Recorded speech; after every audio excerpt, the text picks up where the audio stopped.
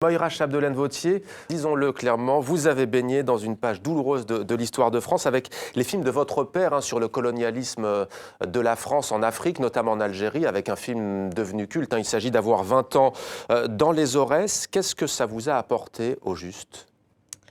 Qu'est-ce que ça m'a apporté ? Je pense une prise de conscience peut-être un peu plus rapide que chez d'autres personnes de ce que ça voulait dire de vivre ensemble. Ouais. Justement parce que moi, les ponts entre la France et l'Algérie, ils ont toujours été dans mon éducation.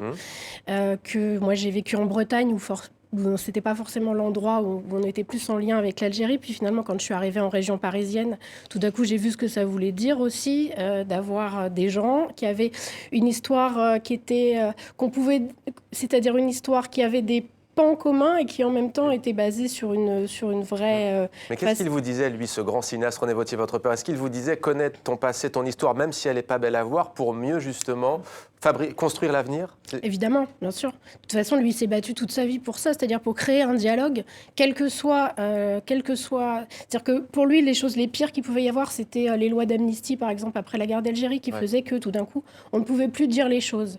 Je pense que lui, il a toujours voulu dire les choses et que voilà, il s'est assez souvent confronté à un État qui ne voulait pas forcément dire les choses. La colonisation, ici comme partout, c'est le règne des vautours. Et les vautours qui se partagent l'Afrique ont des noms. Société commerciale de l'Ouest africain, 650 millions de bénéfices en 1949. Afrique 50, vous venez de voir un extrait du premier film français anticolonialiste. On va préciser qu'à l'origine, Moira, il s'agit d'une commande de la Ligue française de l'enseignement destinée à montrer aux élèves la mission éducative menée en Afrique et dans les colonies françaises, en Afrique de l'Ouest. Mais sur place, votre père, il a 21 ans et il se dit « je ne peux pas faire ça comme ça » et il décide de traiter au fond de ce qu'il voit, des injustices. C'est-à-dire qu'il décide de dire ce qu'il voit, de filmer ce qu'il voit. Faut savoir que quand il part, il a 21 ans, il vient de finir en fait dans les maquis. C'est juste après la guerre, il est rentré à l'IDEC juste après la guerre, donc l'Institut des hautes études cinématographiques. Et il est vraiment empreint d'un idéal de justice. Il s'est battu dans les maquis contre l'envahisseur allemand, et du coup, quand il arrive là-bas, il a l'impression que... D'une certaine manière, la France recommet la même chose. Exactement. Et du coup, c'est assez violent pour lui.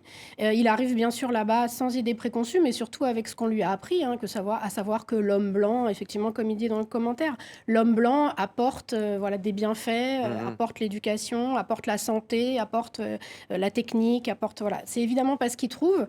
Et surtout, quand il commence à tourner, en fait, on lui explique que non, il n'a pas le droit de tourner ça. Et qu'il faut qu'il tourne ce qu'on lui a demandé de tourner, à savoir les bienfaits de la colonisation. Il est allé en prison pour ce film. Voilà, il a fait 1 an de prison, il a fini par rentrer en France. Alors je vous passe toutes les... parce qu'on n'a pas le temps. Mais par contre, venez à la projection, je vous raconterai tout.